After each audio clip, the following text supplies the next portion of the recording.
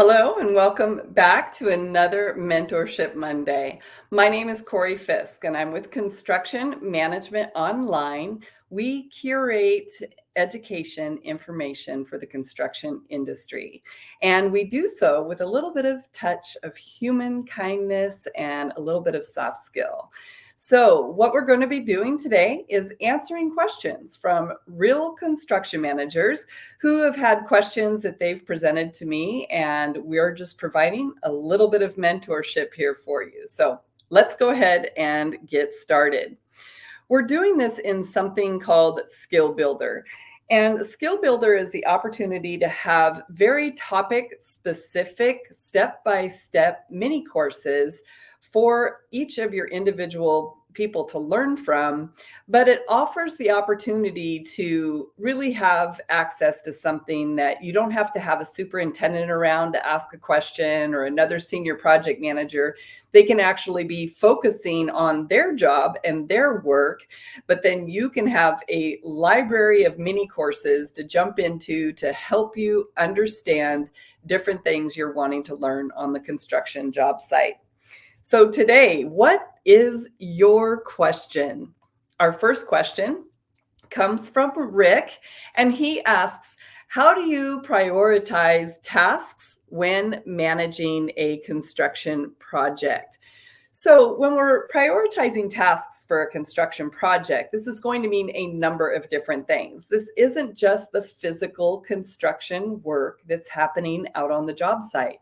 We have to manage tasks every day, including how to balance our life with construction management tasks that have to get done every single day.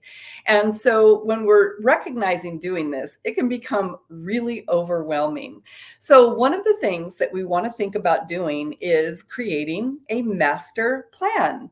So in a master plan, we're able to identify what that end deliverable or that end vision is going to look like and prioritize in such a way that we can build tasks phases.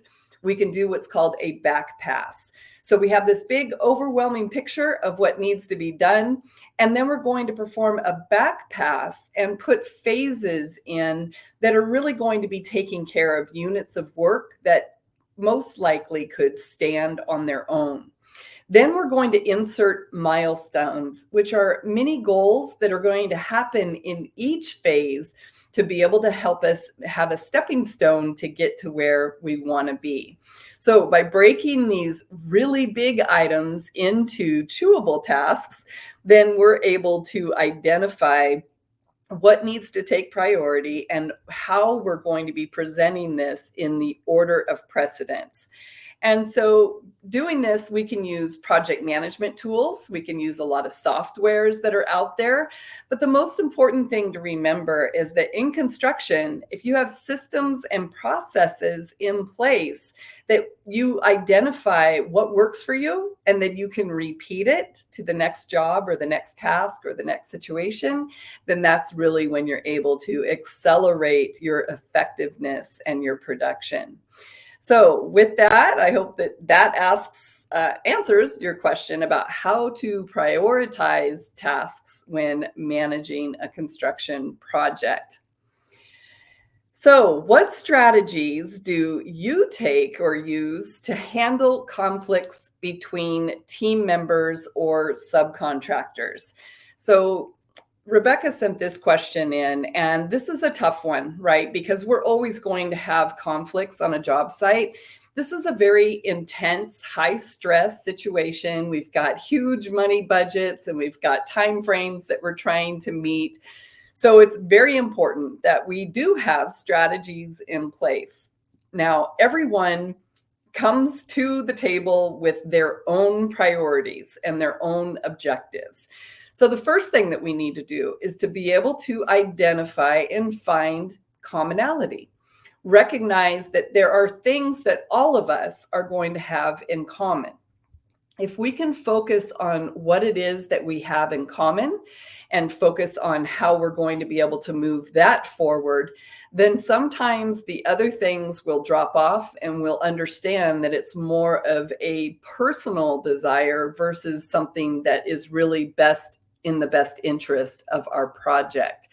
And so identifying common things like wanting to get the job done, wanting to receive payment, wanting to be able to complete a certain aspect are common things that we can focus on that will take away from the means and methods of how we might want to do it, or who's going to be involved. And so really understanding first what our common interests are.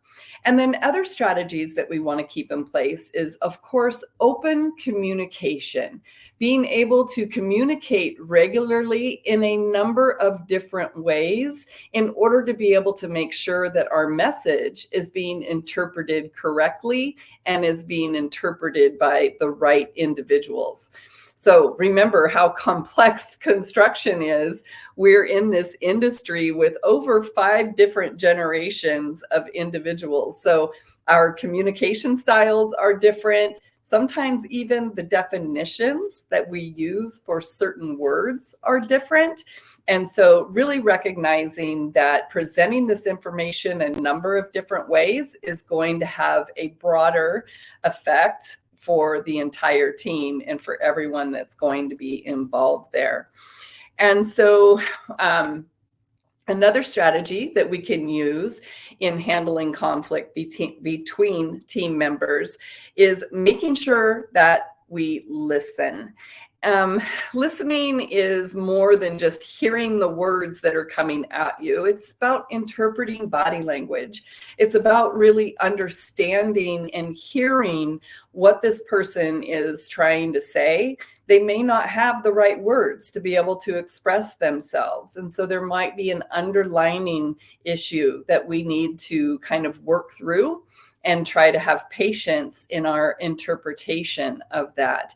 So it's really important to be able to ask questions respectfully and not put someone on the defense, and really just be able to dig deeper into the explanation of what this person is trying to say. And so sometimes that works really well by having a monitor or a facilitator who can stand as a middleman between individuals who might have a little bit too much tension built up. But being able to have these type of strategies and have different tools in order to be able to break up the way that we communicate with each other is going to give people options in being able to communicate effectively and in a productive way to get our projects done. So that brings us to question number 3. So we're running through these pretty quick. How can I improve my communication skills to ensure clear and effective collaboration on the job site? So just as we talked about, our communication needs to be clear and concise.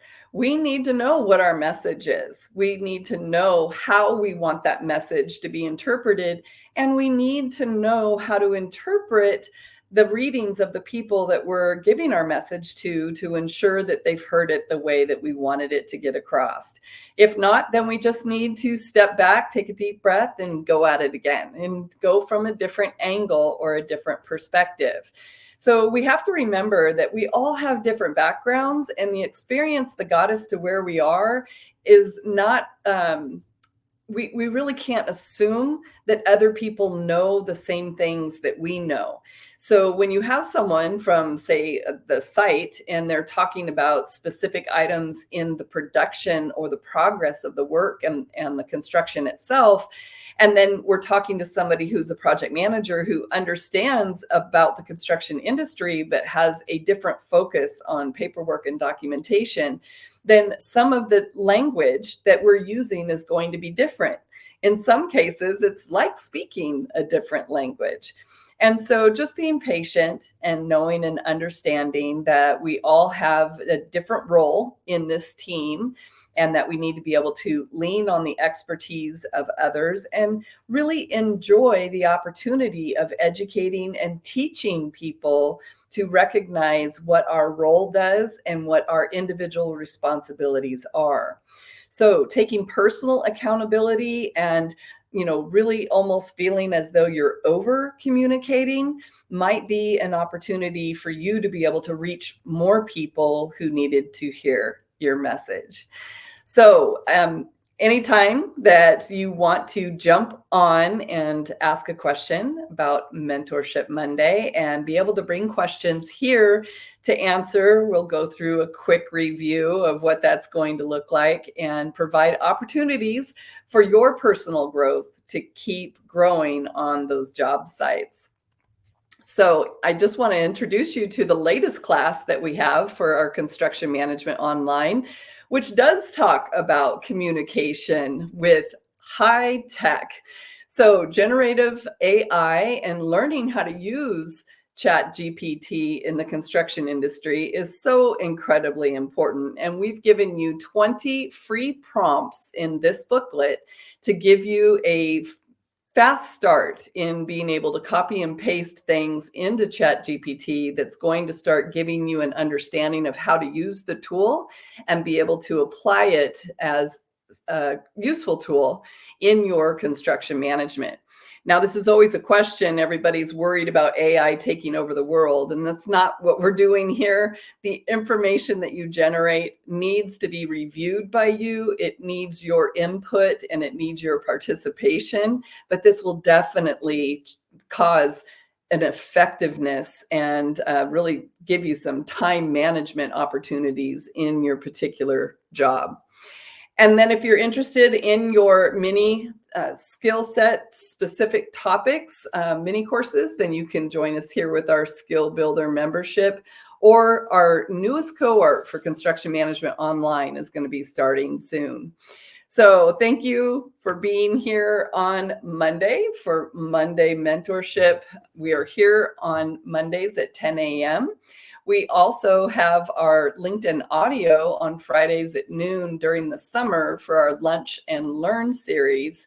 And then you can always subscribe to our newsletter, Construction Management Online. Have a great day.